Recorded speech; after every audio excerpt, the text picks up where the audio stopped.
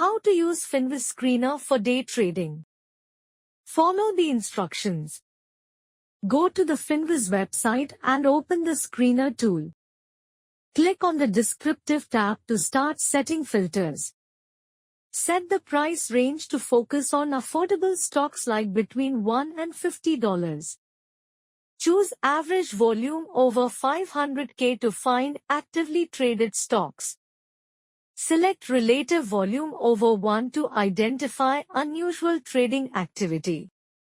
Set current volume over 500K to make sure the stock is moving today. Filter float under 50 million to find stocks that can move quickly. Switch to the Technical tab to apply movement or breakout filters.